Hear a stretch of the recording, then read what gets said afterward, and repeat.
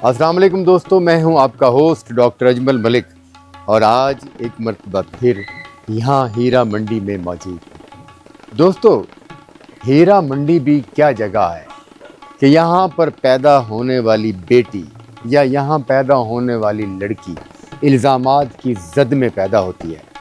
जब वो पैदा होती है तो सबसे बड़ा इल्ज़ाम उस पर यह होता है कि वो हीरा मंडी में पैदा हो। इल्ज़ामात की जद में पैदा होने के बावजूद वो बड़ी होती है तो वही लड़की दुनिया भर की महबूब रकासा बन जाती है, फिल्म इंडस्ट्री की कामयाब अदाकारा बन जाती है और वो लोग जो उसे हीरा मंडी में पैदा होने का ताना देते हैं वही लोग उससे मोहब्बत शुरू कर देते हैं। हीरा मंडी के वो तवाइफ जिसे घर की चार दीवारी में रखने के काबिल नहीं समझा जाता और वो फिर इन तमाशबीनों के दिलों में, चाहने वालों के दिलों में इतनी जगह बना लेती है कि ऐसी कई सैकड़ों मिसालें मिली हैं कि लोग इस हीरा मंडी में रक्स करने वाली को अपनी इज्जत बनाकर अपनी इज्जत वाली चार दीवारी में ले गए हैं। ये अलग बात है कि उनमें से कुछ कहानियां कामयाब हुई और कुछ नाकाम। जी हाँ, इसी तरह पाकिस्तान फिल्म इंडस्ट्री की नामवर अदाकारा इशरत चौधरी, जिसके क्रेडिट पर तकरीबन 250 से 300 फिल्में हैं और वो पाकिस्तान फिल्म इंडस्ट्री की मायानाज और सुपरहिट अदाकारा रही है, इशरत चौधरी का भी शुमार इसी हीरा मंडी से किया जाता है। मैं जब भी कोई व्लॉग करता हूँ तो हीरा मंडी के बड़े बुजुर्ग और यहाँ पर रहने वाले पुराने लोगों से बाकायदा उन लोगों की तफसील लेता हूँ, उनकी माजी की मुकम्मल रिपोर्ट लेने के बाद आपको रिपोर्ट मुहैया करता हूँ। इसी तरह इशरत चौधरी के बारे में हीरा मंडी में कोई ऐसे शवाहिद नहीं है कि वो हीरा मंडी में पैदा होगी। ताहम अदाकारा इशरत चौधरी इसी हीरा मंडी में जवान हुई, यहीं से ही उसने रक्स सीखा और यहीं से वो फिल्मी दुनिया में चली गई।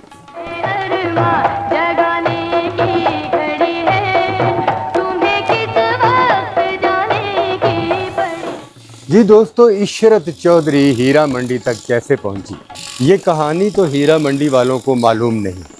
हीरा मंडी वाले सिर्फ इतना जानते हैं कि एक ऊंचे लंबे कद की खूबसूरत हसीना जिसका नाम इशरत चौधरी था, इसी बाज़ार के एक कोठे पर पली बढ़ी और जवान हुई और उस कोठे को बाद में जब हीरा मंडी ख़त्म हुई तो मसमार कर दिया गया और वहाँ से उन लोगों के नकूश ही ख़त्म कर दिए गए जो उस कोठे पर रहते थे। मगर इशरत चौधरी के नाम की सूरत में ये नकूश तादमे हयात, ये नकूश रहती दुनिया तक कायम रहे। इशरत चौधरी वो अदाकारा थी जिन्होंने रक्स तो हीरा मंडी से सीखा मगर फिल्म स्टूडियोज़ में जाकर उन्होंने अपनी फिल्मों में अपने रक्स से भाग बिठा दी। हसीन इस कदर थी कि हीरा मंडी में कलोपत्रा के नाम से उन्हें पुकारा जाता। कलोपत्रा जो हुस्न के हवाले से एक खूबसूरती का नाम है, तो इनको भी कलोपत्रा के नाम से पुकारा जाता था। बचपन में ही फिल्म स्टार नीलो की फिल्में देखने का शौक़ था।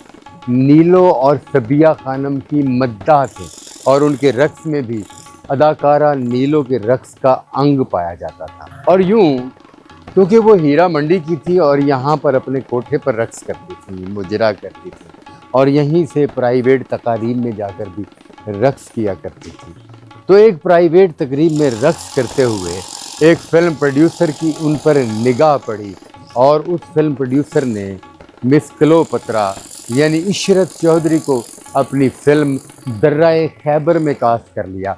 दर्राए खैबर के ज़रिए इशरत चौधरी का डेब्यू हुआ और वो हीरा मंडी से निकलकर फिल्मी अदाकारा बन गई। याद रहे कि पश्तो फिल्मों के मकबूल अदाकार आसिफ खान की भी ये पहली फिल्म थी और ये उनका भी डेब्यू था।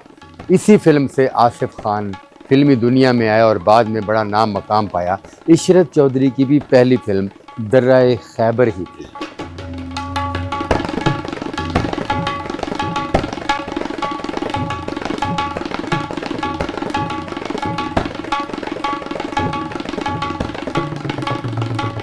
जी दोस्तों, दर्राए खैबर 1971 में रिलीज़ हुई और इशरत चौधरी की पहचान बना गई।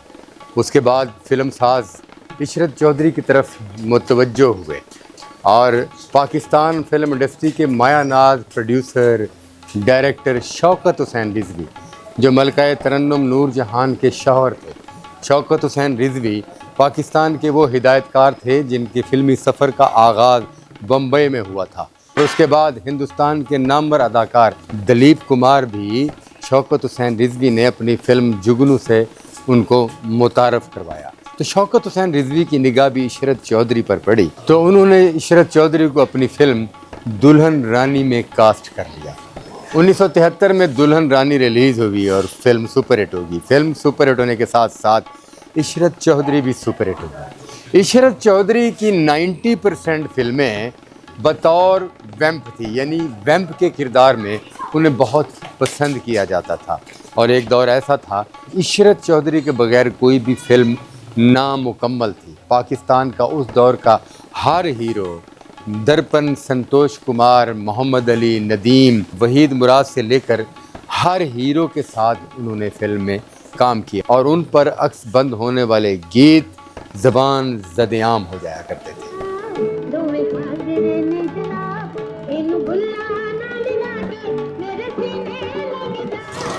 जी दोस्तों, नीलो और सबिया खानम उनकी पसंदीदा अदाकारा थीं, मगर एक वक्त आया कि जब उन्हें नीलो और सबिया खानम के साथ काम करने का मौका मिला। फिल्मी नाकदीन कहते हैं कि जब वो पहली मर्तबा नीलो और पहली मर्तबा सबिया खानम के सामने आई तो उनकी खुशी दीदनी थी। ये वो फ़नकारा थी जिनका ताल्लुक़ तो हीरा मंडी से था, मगर वो सचमुच की एक फ़नकारा थी और वो फ़नकारों से इतनी मोहब्बत करती थी कि अपने पसंदीदा फ़नकारों को सामने देखकर सारी दुनिया भूल जाया करती थी। हीरा मंडी का ये तोहफ़ा जब फिल्म इंडस्ट्री में गया तो फिल्म इंडस्ट्री की ज़रूरत बन गया। फिल्मों ने धूम मचा दी। उनकी बहुत सारी फिल्में कामयाब हुई, जिनमें दिया के पार, सेहरे के फूल और उनका एक खूबसूरत गीत बहुत सुपरहिट हुआ जो उन पर शूट हुआ, उनका ही तसव्वुर है, महफिल है कि तन्हाई। फिर उनकी फिल्में अनमोल, तेरा घर रहे सलामत, बानो रानी, दुल्हन रानी, मैं बनी दुल्हन, बात पहुंची तेरी जवानी तक, फूल मेरे गुलशन का, लैला मजनू और बेशुमार ऐसी फिल्में हैं जिनका नाम जुबान पर आते ही इंसान माजी में चला जाता है।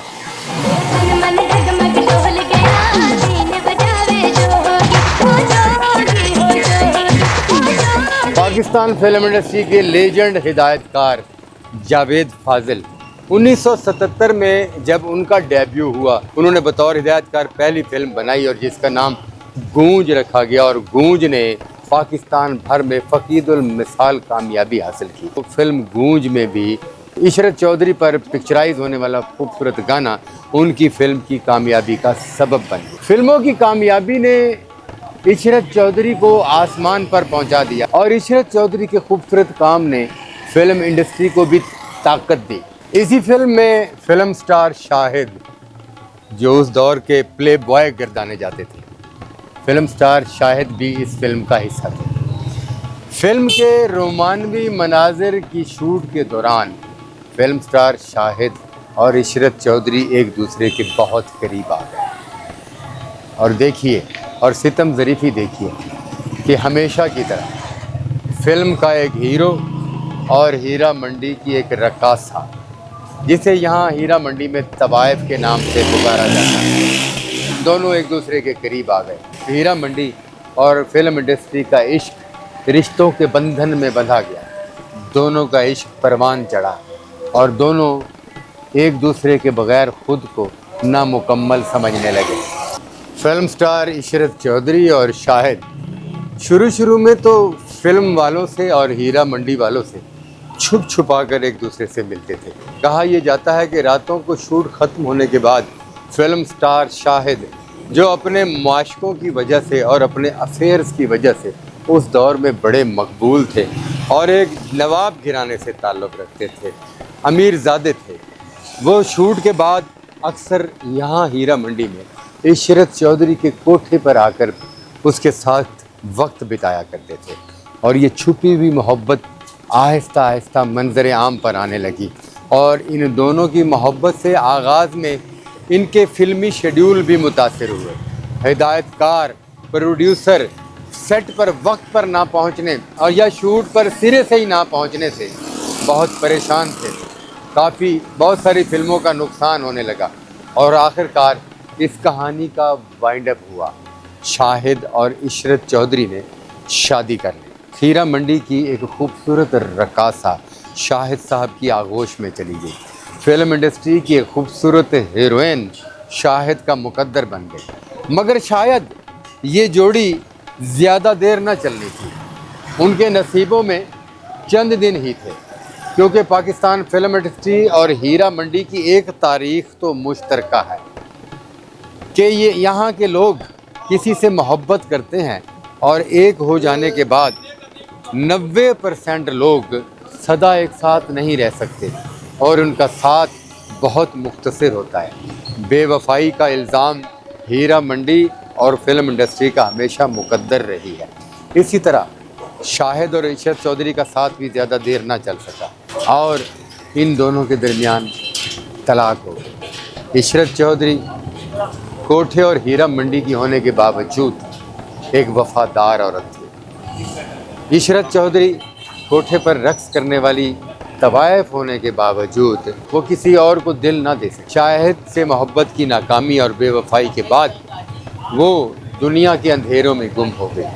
आहिस्ता आहिस्ता फिल्म इंडस्ट्री से आउट होती गई। इशरत चौधरी के बारे में सुना जाता है, हीरा मंडी के पुराने लोग भी कहते हैं और फिल्म इंडस्ट्री के लोग भी, कि उसके बाद इशरत चौधरी जैसी खूबसूरत अदाकारा, कलोपत्रा जैसा हुस्न, दुनिया जिसकी दीवानी थी, मगर शाहिद से तलाक के बाद इशरत चौधरी को किसी और के साथ नहीं देखा गया। ना ही उन्होंने ज़िंदगी भर शादी की, ना ही उनका उसके बाद कोई अफेयर सामने आया और ना ही उन्होंने फिल्मी मसरूफियत को बरकरार रखा।